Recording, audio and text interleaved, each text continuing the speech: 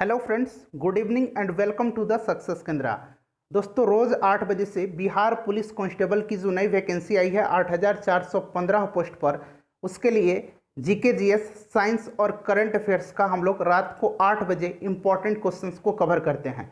Friends, इसमें ठीक उसी प्रकार के प्रश्नों को कवर कराया जाता है जैसे कि बिहार पुलिस कांस्टेबल का सिलेबस है। जैसा कि पैटर्न पर प्रश्न पूछे जाते हैं उसी पर आधारित क्वेश्चंस को हम लोग कवर करते हैं। और फ्रेंड्स, आज हमारा यह तीसरा टेस्ट होगा। अगर आप चैनल पर पहली बार आए हैं तो सब्सक्राइब करना है आपको और इस बेल आइकन को प्रेस कर लेना है ताकि जब भी वीडियो अपलोड हो या फिर लाइव सेशन हो तो उसका नोटिफिकेशन आपके पास पहुंच जाए। फ्रेंड्स, चलिए शुरू करते हैं। शुरू करने से पहले वीडियो का लिंक आपको व्हाट्सएप ग्रुप में, फेसबुक ग्रुप में और अपने दोस्तों के पास शेयर करना है। और फ्रेंड्स, काफ़ी मेहनत मैं करता हूँ आपके लिए, तो आपसे एक ही रिक्वेस्ट है, वीडियो को लाइक कर दीजिए और इसको शेयर जरूर कर दीजिएगा। तो चलिए शुरू करते हैं। देखिए, कल टेस्ट नंबर 2 में आपसे यह प्रश्न पूछा था मैंने कि किस रक्त समूह को व्यापक प्राप्तक समूह यानी कि यूनिवर्सल रेसिपिटर कहा जाता है। तो 100% लोगों ने इसका सही जवाब दिया है, यानी कि सभी लोगों ने बिल्कुल इसका करेक्ट आंसर दिया है। रक्त समूह AB को, यानी कि AB ब्लड ग्रुप को यूनिवर्सल रेसिपिटर कहा जाता है। ब्लड ग्रुप O जो है इसको यूनिवर्सल डोनर कहा जाता है। ब्लड ग्रुप की खोज किसने किया था? तो कार्ल लैंडस्टीनर ने किया था। सभी पॉइंट्स ध्यान रखिएगा। चलिए फ्रेंड्स, आज का सेशन का पहला क्वेश्चन और शुरू करते हैं आपके लाइक के साथ। तो फ्रेंड्स, लाइक कर दीजिए। देखिए, पहला क्वेश्चन है कि चीन में कल्चरल रेवोल्यूशन, जिसको कि सांस्कृतिक क्रांति कहा जाता है हिंदी में, 1966 से 1976 तक 10 वर्षों तक चली थी। ध्यान रखना आपको, चीन में सांस्कृतिक क्रांति यानी कि कल्चरल रेवोल्यूशन यह कब से कब तक चला था? तो 1966 से 1976 तक चला था, 10 वर्षों तक। इस क्रांति की शुरुआत किसने की थी? मोस्ट इंपॉर्टेंट क्वेश्चन है, फटाफट आप कमेंट करके आंसर बताइए। आंसर अगर आपको नहीं पता है तो भी आपको कमेंट करना है, ठीक है। जो लोग तुक्का लगाते हैं वो लोग, जो मैं बोलूँगा उसको ध्यान से सुनना है उनको। देखिए फ्रेंड्स, चीन में कल्चरल रिवॉल्यूशन की शुरुआत जो है यह माओ त्से तुंग के द्वारा किया गया था। Right answer option number B हो जाएगा। 3 मैं इंपॉर्टेंट फैक्ट्स आपको बताऊंगा, ध्यान से सुनिए। देखिए, 1925 में, यहाँ मैं लिख रहा हूँ 1925 ईस्वी में हुनान एक प्रांत है चीन का। हुनान में विशाल किसान आंदोलन का नेतृत्व माओ त्से तुंग ने किया था। माओ त्से तुंग के नेतृत्व में 1 अक्टूबर 1949 को 1 अक्टूबर 1949 को, ठीक है, जनवादी गणराज्य की स्थापना चीन में हुई थी। क्लियर? चीनी साम्यवादी गणतंत्र का प्रथम अध्यक्ष माओ त्से तुंग था। चीनी जनवादी गणराज्य का प्रथम प्रधानमंत्री चाउ एन लाई था। यहाँ आप ऑप्शन में देख रहे हैं चाउ एन लाई। तो यह जनवादी गणराज्य का चीन का प्रथम प्रधानमंत्री था, ठीक है। डॉक्टर sun यat-sen को चीन का राष्ट्रपिता कहा जाता है। चलिए नेक्स्ट क्वेश्चन देखिए, और वीडियो के लास्ट में आपको कमेंट करके अपना जो है बताना है स्कोर कि कितने क्वेश्चंस आपके सही हुए हैं। नेक्स्ट क्वेश्चन देखिए, दूसरा क्वेश्चन है कि निकोलो कोंटी नामक इटावली यात्री किसके शासनकाल में भारत आया था? तो देखिए, यहाँ से तो एक प्रश्न ऐसे बन सकता है कि निकोलो कोंटी जो था यह किस देश का यात्री था? तो इटली का था। यह किसके शासनकाल में भारत आया था? तो यह भारत आया था, बिल्कुल सही आंसर है, देवराय प्रथम के शासनकाल में। राइट आंसर इसका ऑप्शन नंबर ए हो जाएगा। देख लीजिए, देवराय प्रथम जो थे ये संगम वंश के शासक थे। किस वंश के? संगम वंश के। देखिए, मैं आपको थोड़ा सा बता देता हूँ कि विजयनगर साम्राज्य पर जिन राज्यों का शासन रहा था उसमें संगम वंश था। उसके बाद संगम वंश के बाद अगर बात करें तो सालुब वंश था। सालुब वंश के बाद तुलुब वंश था और तुलुब वंश के बाद ये अराविडु वंश था, ठीक है। यहाँ मैं लिख दिया हूँ। तो ये 4 राजवंश रहे थे विजयनगर साम्राज्य के। तो ये जो देवराय प्रथम थे ये संगम वंश के थे। क्लियर हो गया? और ध्यान रखिएगा, 2 और इम्पॉर्टेंट यात्रियों का नाम बता रहा हूँ, बारबोसा, ठीक है फ्रेंड्स। देखिए, बारबोसा और डोमिंग पायस, ठीक है, डोमिंग पायस, ये जो थे पुर्तगाली यात्री थे और ये कृष्णदेव राय के दरबार में आए थे। कृष्णदेव राय जो थे यह तुलुब वंश के प्रतापी शासक थे। किस वंश के? तुलुब वंश के। कृष्णदेव राय के शासनकाल में ये दोनों यात्री आए थे, ये पुर्तगाली थे। निकोलो कोंटी इटली का था और यह देवराय प्रथम के शासनकाल में आया था। चलिए नेक्स्ट क्वेश्चन देखिएगा। अगला क्वेश्चन है हमारा कि भारतीय संविधान के किस अनुसूची में विभिन्न पदाधिकारियों द्वारा पद ग्रहण के समय ली जाने वाली शपथ का उल्लेख है? काफी इंपॉर्टेंट क्वेश्चन है। तो फ्रेंड्स, इस प्रश्न का सही आंसर क्या हो जाएगा? सही आंसर इसका ऑप्शन नंबर बी हो जाएगा, तीसरी अनुसूची। ठीक है, ध्यान रखिएगा, तीसरी अनुसूची मोस्ट इंपॉर्टेंट है। अगर हम बात करें चौथी अनुसूची में, तो चौथी अनुसूची में क्या है? चौथी अनुसूची में केंद्र, राज्य और संघ शासित जो प्रदेश हैं उनसे संबंधित राज्यसभा में सीटों का बंटवारा का उल्लेख किया गया है। छठी अनुसूची में क्या है? छठी अनुसूची में क्या है? तो इनमें असम, मेघालय, त्रिपुरा, मिजोरम राज्यों के जनजातीय क्षेत्रों के प्रशासन के बारे में उल्लेख है। उसके बाद अगर हम बात करें चौथी अनुसूची में क्या है, तो चौथी अनुसूची में क्या है फ्रेंड्स? अभी मैंने बता दिया चौथी अनुसूची, तो ध्यान रखिएगा। ठीक है, इंपॉर्टेंट है। राइट आंसर इसका ऑप्शन नंबर बी हो जाएगा इस प्रश्न का, तीसरी अनुसूची में। क्लियर है? चलिए अगला क्वेश्चन देखिएगा। क्वेश्चन नंबर 4 है कि पार्ट्स माउथ की संधि किन दो देशों के मध्य हुई थी? मोस्ट इंपॉर्टेंट क्वेश्चन है, पार्ट्स माउथ की संधि किन दो देशों के मध्य हुई थी? तो ध्यान दीजिए, देखिए 1905 में जापान और रूस के मध्य युद्ध हुआ था और इस युद्ध में जापान ने रूस को पराजित कर दिया था। और ये जो पार्ट्स माउथ की संधि थी, इसी के तहत जापान और रूस के बीच जो यह युद्ध था उसको समाप्त किया गया। तो यह पार्ट्स माउथ की संधि जो है जापान और रूस के बीच में हुई थी। बिल्कुल बी नंबर आंसर इसका करेक्ट हो जाएगा। जिन्होंने भी ऑप्शन बी दिया है जवाब, उनका सही आंसर है। अगर आपने बिल्कुल ध्यान से आंसर दिया है, आपने तुक्का नहीं लगाया है, तो मैं कह सकता हूं कि आपकी तैयारी काफ़ी अच्छी चल रही है। ठीक है, अगर आप तुक्का लगाए हैं तो यहाँ कुछ आपको नया सीखने को मिलेगा। आपको ध्यानपूर्वक मेरी सारी बातों को सुनना है। चलिए फ्रेंड्स अगला क्वेश्चन देखिए। और फ्रेंड्स मैं आपको बता दूं कि इससे पहले हम लोगों ने बिहार पुलिस कांस्टेबल के लिए 9 फुल लेंथ प्रैक्टिस सेट को कवर किया हुआ है 2010 से। जी हाँ फ्रेंड्स, 2010 से, जब से बिहार पुलिस कांस्टेबल का लिखित एग्जाम हो रहा है, 2010 से लेकर के 2020 तक बिहार पुलिस कांस्टेबल में जितने भी इतिहास के क्वेश्चन पूछे गए हैं, जितने भी पॉलिटी के क्वेश्चन पूछे गए हैं और जितने हिंदी के क्वेश्चन पूछे गए हैं, सबको हमने एक अलग अलग वीडियो में कवर किया हुआ है। सभी का लिंक आपको इस वीडियो के डिस्क्रिप्शन में मिल जाएगा, देख लीजिएगा। 4 सामान्य विज्ञान का हमने वीडियो कवर किया हुआ है। तो करीब करीब 20 से अधिक वीडियो को हमने अब तक बिहार पुलिस कांस्टेबल के लिए कवर कर लिया है। सभी का लिंक आपको डिस्क्रिप्शन में मिलेगा, जरूर देख लीजिएगा। देखिए फ्रेंड्स, क्वेश्चन नंबर 5 है कि सर्वप्रथम जीन शब्द का प्रयोग किसने किया था? मोस्ट इंपॉर्टेंट क्वेश्चन है। तो जीन शब्द का पहला प्रयोग सर्वप्रथम जो है ये जोहानसन ने किया था। Right answer option number C हो जाएगा। देखिए आनुवंशिकता की सबसे छोटी इकाई पूछा जाता है, क्या है? तो आनुवंशिकता की सबसे छोटी इकाई जीन है। क्लियर? चलिए अगला क्वेश्चन देखिए। और आनुवंशिकता का जनक किसको माना जाता है? तो ग्रेगर जोहान मेंडल को, यह भी पूछा जाता है। नेक्स्ट क्वेश्चन देख लीजिए कि जालियांवाला बाग हत्याकांड के समय भारत का वायसराय कौन था? मोस्ट इंपॉर्टेंट क्वेश्चन है, फटाफट आंसर दीजिए। बहुत अच्छा, जिन्होंने भी ऑप्शन नंबर बी दिया है उनका करेक्ट आंसर है। और एक और आंसर कमेंट करके आपको बताना है कि जालियांवाला बाग हत्याकांड कब हुआ था, डेट सहित आपको लिखना है। फटाफट दीजिए, उसके बाद मैं आपको बता देता हूँ। देखिए जालियांवाला बाग हत्याकांड कब हुआ था? 13 अप्रैल 1919 को। 13 अप्रैल 1919 को हुआ था। और उस समय कौन वायसराय था? तो लॉर्ड चॉम्स्फोर्ड था। इसी के समय रॉलेट एक्ट पारित हुआ था। इसी के समय असहयोग आंदोलन भी हुआ था। क्लियर? चलिए नेक्स्ट क्वेश्चन देखिए कि हाल ही में किस देश ने सफलतापूर्वक सैन्य उपग्रह नूर लॉन्च किया है? फ्रेंड्स आपसे रिक्वेस्ट है कि वीडियो को लाइक कर दीजिए, प्लीज़ फ्रेंड्स वीडियो को लाइक कर दीजिएगा। देखिए सफलतापूर्वक ये जो सैन्य उपग्रह नूर है इसको लॉन्च किया है ईरान ने। राइट आंसर ऑप्शन नंबर इसका सी हो जाएगा, ईरान ने। ईरान की राजधानी कहाँ है? तेहरान है। ईरान के राष्ट्रपति कौन है? हसन रूहानी है। ईरान की नई मुद्रा जो होने वाली है उसका नाम क्या है? तोमान है। ठीक है, चलिए अगला क्वेश्चन देखिए कि भारतीय संविधान में न्यायपालिका की स्वतंत्रता किस देश से लिया गया है? तो देखिए न्यायपालिका की स्वतंत्रता और न्यायिक पुनरावलोकन ये कहाँ से लिया गया है? बहुत अच्छा, सही आंसर दे रहे हैं सभी लोग। सही आंसर इसका हो जाएगा ऑप्शन नंबर सी, यूएसए। कहाँ से लिया गया है? तो ये संयुक्त राज्य अमेरिका से लिया गया है। ठीक है, आयरलैंड से क्या लिया गया है? नीति निर्देशक सिद्धांत लिया गया है। अगला क्वेश्चन देखिएगा कि सिट्रिक अम्ल मुक्त रूप से होता है, सिट्रिक अम्ल मुक्त रूप से इनमें से किस में होता है? सही जवाब बताना है आपको। देखिए सिट्रिक अम्ल जो होता है यह होता है जो नींबू प्रजाति के फल हैं, नींबू, संतरा, इनमें होता है। राइट आंसर बिल्कुल सही है आपका, ऑप्शन नंबर डी इसका सही आंसर हो जाएगा। इमली में टार्टरिक अम्ल पाया जाता है।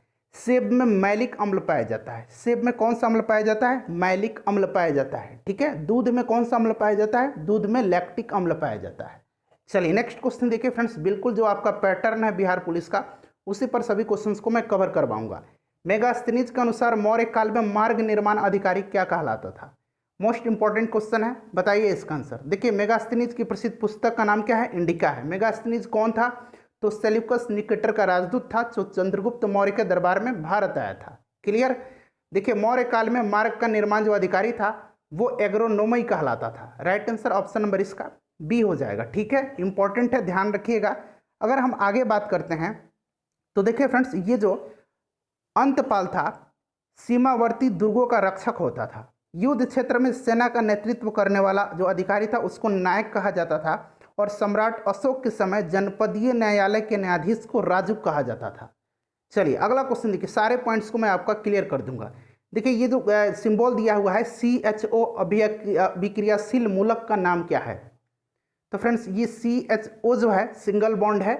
अभिक्रियाशील मूलक का नाम जो है ये क्या है? जल्दी आंसर दीजिए। बिल्कुल सही आंसर इसका दिया है आपने, एल्डिहाइड है। ठीक है, अगर हम ईथर की बात करें तो ईथर का क्या होता है? ईथर का क्या होता है बताइए जल्दी, ईथर का क्या होता है? ईथर का होता है। ठीक है, उसके बाद अगर हम बात करें कीटोन का क्या होता है, तो कीटोन का अल्कोहल का क्या होता है? तो सभी सिंबल को आपको ध्यान रखना है। क्लियर। चलिए आगे बढ़ते हैं। नेक्स्ट क्वेश्चन हमारा है कि निम्नलिखित में से कौन सा क्रम सापेक्ष साइज को स्पष्ट दिखाता है? सापेक्ष साइज को स्पष्ट दिखाता है। तो देखिए जैसे जैसे एटॉमिक नंबर बढ़ता जाएगा साइज भी इंक्रीज होता जाएगा। तो लिथियम, सोडियम और पोटेशियम, इसका राइट आंसर जिन्होंने भी दिया है उनका करेक्ट आंसर है। 13 नंबर देखिए। और फ्रेंड्स रोज रात को 8 बजे से हमारा यह क्लास होता है, रोज आपको जुड़ना है, चाहे नोटिफिकेशन जाए या फिर ना जाए। नेक्स्ट क्वेश्चन है कि अंतर्राष्ट्रीय बुकर पुरस्कार 2020 के विजेता कौन है? अंतर्राष्ट्रीय बुकर पुरस्कार 2020 के विजेता कौन है? और फ्रेंड्स वीडियो का लिंक जरूर शेयर करते रहिएगा और वीडियो को लाइक जरूर कर दीजिएगा। तो देखिए अंतर्राष्ट्रीय बुकर पुरस्कार 2020 के विजेता है मारिके लुकस रिजनेबल्ड। बहुत अच्छा, सभी लोगों ने सही आंसर इसका दे रहे हैं। मारिके लुकस रिजनेबल्ड ये कहाँ की हैं? तो ध्यान रखिएगा फ्रेंड्स, ये कहाँ की है मारिके लुकस रिजनेबल्ड? तो ये नीदरलैंड की हैं। और ध्यान रखिए सबसे कम उम्र में यह पुरस्कार पाने वाली यह लेखिका बन गई हैं। ठीक है, इनका पुस्तक जो है उनका उसका नाम क्या है जिसके लिए इनको यह पुरस्कार दिया गया है? The discomfort of evening. मैं यहाँ अंग्रेजी में लिख देता हूँ, द डिस्कम्फर्ट ऑफ इवनिंग। ठीक है फ्रेंड्स, ध्यान रखिएगा। चलिए नेक्स्ट क्वेश्चन देखिएगा कि केंद्र सरकार ने बिहार में कहाँ दूसरे एम्स की स्थापना की मंजूरी दी है? तो पहला एम्स बिहार में कहाँ है? पटना में है। दूसरा एम्स की मंजूरी कहाँ मिली है? जल्दी बताइए। बिल्कुल सही आंसर दरभंगा इसका करेक्ट आंसर हो जाएगा। उसके बाद अगला क्वेश्चन देखिए कि बिहार का सर्वाधिक साक्षरता दर वाला जिला कौन सा है? इंपॉर्टेंट क्वेश्चन है, बिहार की जनगणना से संबंधित निश्चित रूप से एक क्वेश्चन आपके एग्जाम में देखने को मिले ही गा है। ठीक है, तो सर्वाधिक साक्षरता दर वाला जो जिला है यह मधेपुरा है। राइट आंसर इसका ऑप्शन नंबर सी हो जाएगा। कौन सा जिला? मधेपुरा हो जाएगा। ठीक है फ्रेंड्स, चलिए नेक्स्ट क्वेश्चन देखिए। हाँ, और सबसे कम अगर पूछा जाए तो सबसे कम कौन सा होगा? सबसे कम अगर पूछा जाए तो पूर्णिया हो जाएगा। ठीक है, सबसे कम पूर्णिया हो जाएगा। क्लियर है? एक मिनट, सबसे ज़्यादा रोहतास हो जाएगा। ठीक है, सबसे ज़्यादा जो है ये कौन सा जिला है? रोहतास है। सबसे ज़्यादा साक्षरता दर वाला रोहतास है, सबसे कम पूछा जाए तो पूर्णिया। और ध्यान रखिएगा सबसे ज़्यादा पुरुष साक्षरता और महिला साक्षरता दर ये कहाँ है? रोहतास में ही है। क्लियर है? चलिए अगला क्वेश्चन देखिएगा। 16 नंबर की पृथ्वी दिवस प्रतिवर्ष कब मनाया जाता है? तो देखिए पृथ्वी दिवस जो है प्रतिवर्ष या 22 अप्रैल के दिन मनाया जाता है। पृथ्वी दिवस 2020 की थीम क्या थी? तो ध्यान रखिएगा पृथ्वी दिवस 2020 की थीम थी, इंपॉर्टेंट है, क्लाइमेट एक्शन। क्या थी? क्लाइमेट एक्शन थी इसकी थीम। उसके बाद अगर बात करें कि 22 मार्च को तो वर्ल्ड वाटर डे मनाया जाता है, जल दिवस मनाया जाता है, और उसकी थीम थी वाटर एंड क्लाइमेट चेंज। 22 मई के दिन जैव विविधता दिवस मनाया जाता है, इसकी थीम थी wetlands and our solutions are in nature. Our solutions are in nature 2 फरवरी को मनाया जाता है वेटलैंड्स डे, विश्व आर्द्र भूमि दिवस। 2020 में इसकी क्या थीम थी? Wetlands and biodiversity. 2021 में यह वर्ष ऑलरेडी मनाया जा चुका है क्योंकि 2 फरवरी ये समाप्त हो चुका है, और 2021 में इसकी थीम थी वेटलैंड्स एंड वाटर। क्लियर? चलिए अगला क्वेश्चन देखिए कि डेट्रॉयट नामक नगर किसके लिए प्रसिद्ध है? तो फ्रेंड्स डेट्रॉयट जो है यह यूएसए में है, ध्यान रखिएगा। और यह प्रसिद्ध किसके लिए है? तो यह ऑटोमोबाइल उद्योग के लिए फेमस है। राइट आंसर इसका ऑप्शन नंबर जिन्होंने भी बी दिया है उनका करेक्ट आंसर है। बिल्कुल इसी पैटर्न पर प्रश्न आपके एग्जाम में पूछे जाते हैं। लैंड ऑफ थंडरबोल्ट के नाम से किस देश को जाना जाता है? तो लैंड ऑफ थंडरबोल्ट के नाम से जाना जाता है, बताइए सही आंसर। बिल्कुल सही, भूटान को जाना जाता है। देखिए थाईलैंड को किस नाम से जाना जाता है? तो थाईलैंड को कहा जाता है लैंड ऑफ व्हाइट एलिफेंट, सफ़ेद हाथियों का देश। लाओस को कहा जाता है लैंड ऑफ थाउजेंड्स एलिफेंट, हजारों हाथियों का देश। म्यांमार को कहा जाता है स्वर्णिम पैगोडा का देश। ठीक है, चलिए अगला क्वेश्चन देखिए कि निम्नलिखित में से कौन सा एक प्रत्यक्ष कर का उदाहरण है? तो देखिए प्रत्यक्ष कर का उदाहरण इसमें से निगम कर है। निगम कर, आयकर, संपत्ति कर, ये प्रत्यक्ष कर के उदाहरण है। ध्यान रखिएगा GST, goods and services taxes, ये जो है अप्रत्यक्ष कर का उदाहरण है, ध्यान रखना आपको।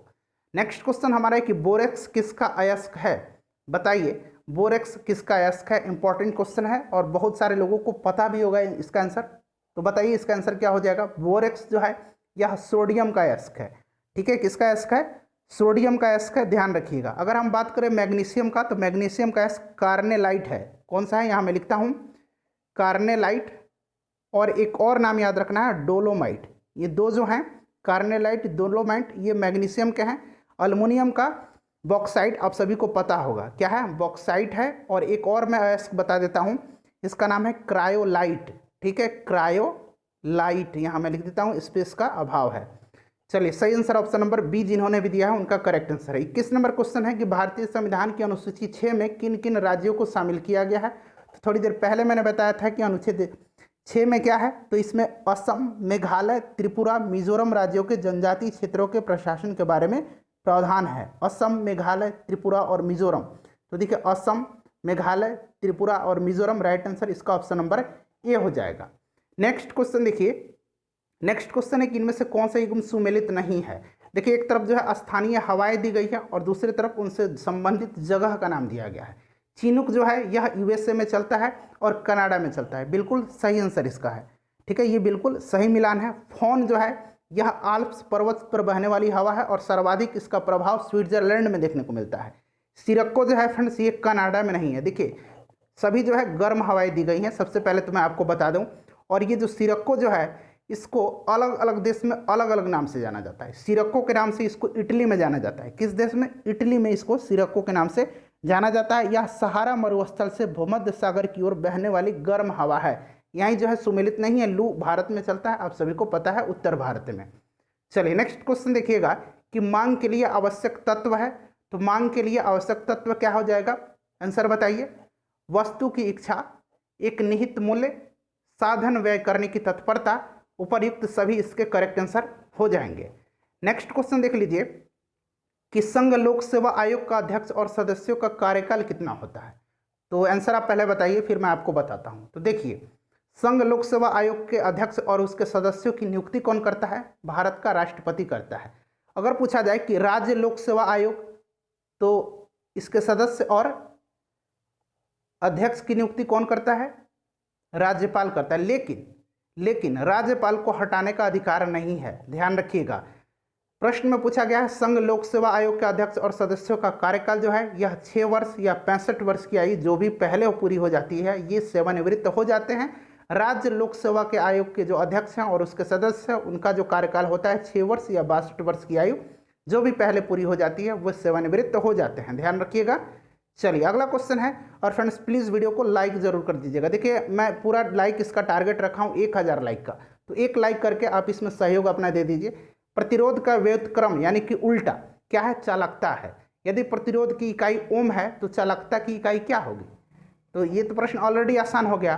देखिए ये जो चालकता है इसको जी से डिनोट किया जाता है। किससे? जी से। जी इक्वल टू कितना होता है? तो अभी प्रश्न में ही कहा गया है कि प्रतिरोध का व्युत्क्रम है, तो 1/r हो गया। क्लियर? आर का अब देखिए जी इक्वल टू कितना हो जाएगा? 1/ओम हो जाएगा, यानी कि जी इक्वल टू कितना हो जाएगा? ओम इनवर्स हो जाएगा ना। ये 1/ओम हो जाए या फिर इसको ऐसे भी लिख सकते हैं ओम इनवर्स। क्लियर? चलिए right answer option number A जिन्होंने भी दिया उनका करेक्ट आंसर है option number A. Next question देखिएगा, हमारा अगला क्वेश्चन है कि एक वयस्क पुरुष के लिए समान हीमोग्लोबिन की मात्रा प्रति 100 ml रक्त में कितनी होती है? तो पुरुष के लिए ये होती है कितनी? ध्यान रखिएगा, इंपॉर्टेंट क्वेश्चन है। पुरुष के लिए होती है या 14 से 16 ग्राम के बीच में। महिलाओं के लिए होती है कितनी? 12 से लेकर के 14 ग्राम की, ठीक है, ध्यान रखिएगा। इसके बीच में महिलाओं की होती है, इसके बीच में पुरुषों की होती है। तो पुरुष के लिए पूछा गया तो 14.5 ग्राम, ध्यान रखिएगा। अगला क्वेश्चन देखिए, चौथे खेलो इंडिया यूथ गेम्स 2021 किस राज्य में आयोजित होगा? फटाफट बताइए। करंट अफेयर्स आप लोग रोज सुबह में उठ के पढ़ते हैं, मुझे पता है। तो सही आंसर इसका हो जाएगा ऑप्शन नंबर सी, हरियाणा में। ठीक, अभी तीसरा कहाँ हुआ था? तो गुवाहाटी में, असम में हुआ था। पहले स्थान पर कौन सा राज्य रहा था? तो महाराष्ट्र रहा था। नेक्स्ट क्वेश्चन देखिएगा कि रूसी क्रांति के समय रूस का शासक कौन था? उस समय रूस में जारशाही शासन था, जार का शासन था। तो जार निकोलस द्वितीय जो था उस समय उसी का शासन था, और ये आखिरी जार था। उसके बाद जो है जारशाही प्रथा को खत्म कर दिया गया। ठीक है, रूसी क्रांति 1917 में हुई थी, ध्यान रखिएगा। अगला क्वेश्चन देखिए कि सल्तनत काल में मंत्री परिषद को क्या कहा जाता था? तो सल्तनत काल में मंत्री परिषद को क्या कहा जाता था? जल्दी बताइए, मंत्री परिषद को क्या कहा जाता था? इंपॉर्टेंट क्वेश्चन है। तो फ्रेंड्स, ये कहा जाता था मजलिस खलवत। अगर आपसे पूछा जाए कि मुगल काल में मंत्री परिषद को क्या कहा जाता था, तो ये विजारत कहा जाता था। दोनों को ध्यान रखिएगा। चलिए नेक्स्ट क्वेश्चन है, बिल्कुल आपको यहाँ निश्चिंत रहिए, रोज नया कुछ सीखने को मिलेगा। 1 डिग्री देशांतर, देखिए डिग्री यहाँ बना लीजिए। 1 डिग्री देशांतर की दूरी तय करने में पृथ्वी को कितना समय लगता है? तो फ्रेंड्स, पृथ्वी को 4 मिनट, जिन्होंने भी आंसर दिया है उनका सही आंसर हो जाएगा, 4 मिनट का समय लगता है। नेक्स्ट क्वेश्चन है कि इनमें से कौन सी रचना कृष्णदेव राय की है? तो अभी मैंने बताया कृष्णदेव राय जो थे यह तुलुब वंश के प्रतापी शासक थे। तेनालीरामन इन्हीं के दरबार में रहते थे। और अमुक्त माल्याद जो है, अमुक्त माल्याद, यह कृष्णदेव राय की रचना है। पांडुरंग महात्यम जो है यह तेनालीरामन की रचना है। ठीक है, तो अमुक्त माल्याद कृष्णदेव राय की है, पांडुरंग महात्मन किसकी है? तेनालीरामन की है। चलिए नेक्स्ट क्वेश्चन है हमारा 32 नंबर कि पृथ्वी का अक्ष इसकी कक्षा के सापेक्ष कितना कोण बनाता है? फ्रेंड्स, आज 2-3 क्वेश्चन हम लोग एक्स्ट्रा कर रहे हैं। तो अक्ष जो है पृथ्वी का, इसकी कक्षा के सापेक्ष जो है 66.5 डिग्री का एंगल बनाता है, यानी कि 66.5। जिन्होंने भी आंसर दिया है उनका करेक्ट आंसर हो जाएगा। ठीक है, इंपॉर्टेंट है। पृथ्वी अपने अक्ष पर कितनी झुकी हुई है? तो ये झुकी हुई है कितनी? ध्यान रखिएगा, 23.5 डिग्री। ठीक है, यानी कि 23.5 डिग्री। अगला क्वेश्चन देखिएगा, नेक्स्ट क्वेश्चन है कि लाल सागर और भूमध्य सागर को जोड़ने वाली नहर कौन सी है? तो लाल सागर को भूमध्य सागर से जोड़ने वाली नहर, बहुत अच्छा, सभी लोग सही आंसर दे रहे हैं। सही आंसर इसका हो जाएगा ये स्वेज नहर है।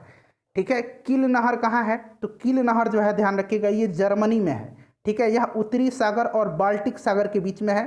पनामा नहर ये पनामा में है। यह कैरेबियन सागर और प्रशांत महासागर के बीच है।